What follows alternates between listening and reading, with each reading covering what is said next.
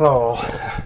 We're having an earthquake, and I thought I'd just grab the camera.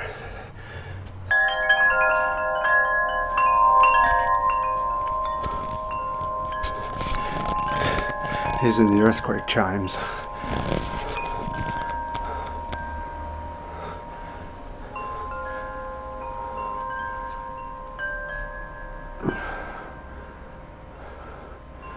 Alright, I think it's ending.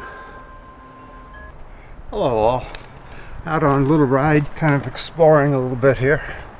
Some old ruins. It's real windy out, so I've got you protected.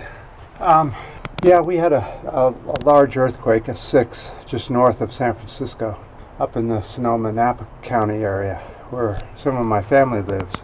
I videoed a little bit of the end of the earthquake there. I had just gotten up very quickly because it was 3:30 in the morning. But my relatives up north say that they basically live on the fault line, on the epicenter of the earthquake. They said it was very violent. Things were flying off onto the floor. They lost several pieces of glassware.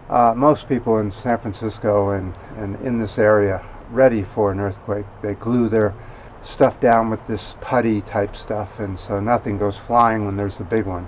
The only thing that happened with us was the earthquake chimes went off. It was the first time I've ever heard them.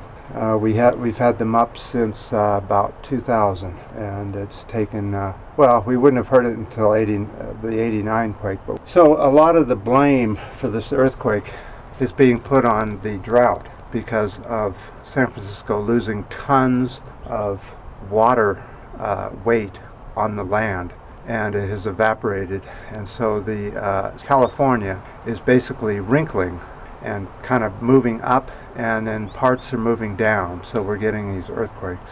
We've talked about similar things happening with the CO2 count being so high because we're having so much melt. The ocean rises, which then creates more weight in different parts of the planet than were before. So you're redistributing the weight and causing earthquakes that way too. So I guess it can be just expected. You know, everybody should just expect earthquakes and that sort of climate change.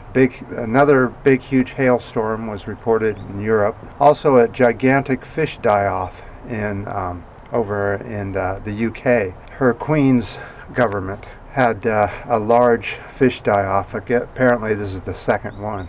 So I think it's getting pretty close to the time where we're going to actually have to pay attention to this climate change, or it's going to affect every single person, and whether it's something bad or something good, it's going to affect all of us, whether we like it or not. And I noticed that here we are, almost to September. We should be having our hottest weather, and we're actually in July's weather. Take a look at this.